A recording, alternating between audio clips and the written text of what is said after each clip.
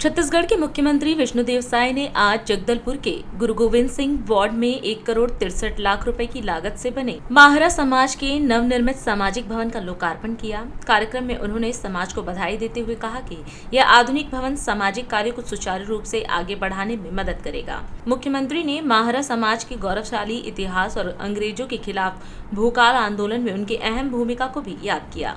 आज मां दंतेश्वरी की पावन भूमि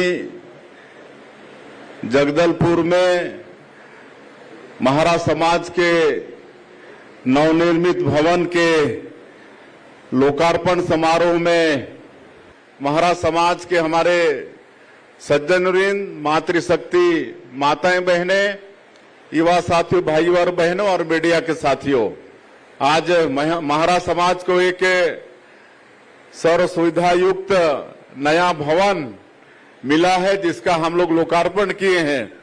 तो समाज को इसके लिए बहुत बहुत बधाई और शुभकामना।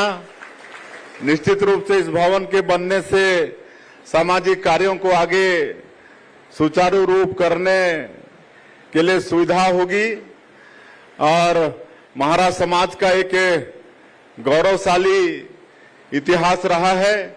बाबा साहब भीमराव अंबेडकर जो हमारे देश के संविधान निर्माण समिति के अध्यक्ष थे, जिनने संविधान बना के दिया है और जिसके अनुसार आज दुनिया का सबसे बड़ा जो गणतंत्र है, लोकतंत्र है भारत, वो चल रहा है।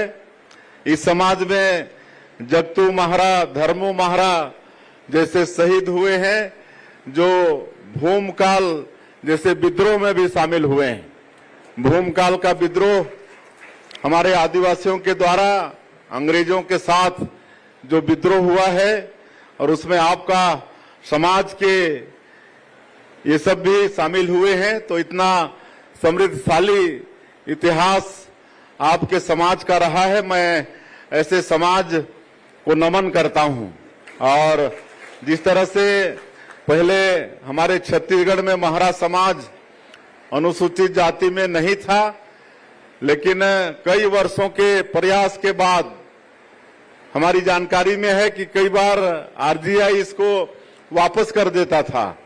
लेकिन जब इस देश में आदरणीय नरेंद्र मोदी जी प्रधानमंत्री बने, श्री अमित शाह जी देश के गृह मंत्री बने, तो जाके आज आपका समाज अनुसूचित जाति में शामिल हो पाया है। तो मैं समाज के तरफ से प्रधानमंत्री जी का, माननीय गृह मंत्री जी का आभार भी व्यक्त करना चाहेंगे कि आपकी जाति अनुसूचित जाति में शामिल हुआ है और सरकार बिल्कुल आपके समाज के साथ खड़ा रहेगी।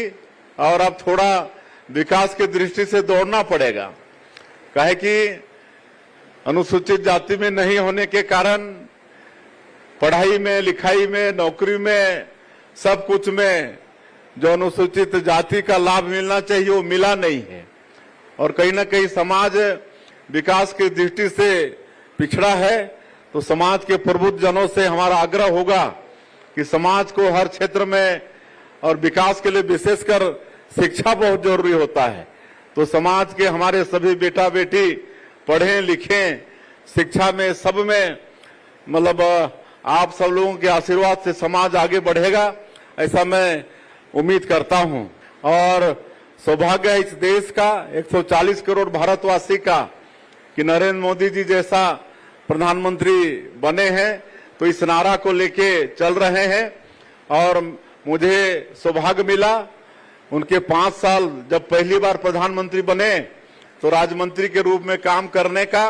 और उन्होंने प्रधानमंत्री बनने के बाद पहले ही दिन पार्लियामेंट में अपने उद्बोधन में कहा था कि हमारी ये सरकार गरीबों के लिए समर्पित सरकार रहेगी। और आप लोग देखे कि उनका जो पहला 5 साल का कार्यकाल था सब गरीबों के लिए काम हुआ है कि नहीं।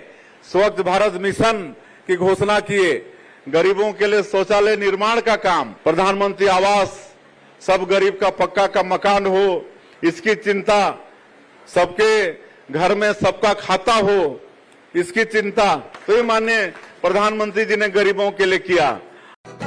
राष्ट्र सर्वप्रथम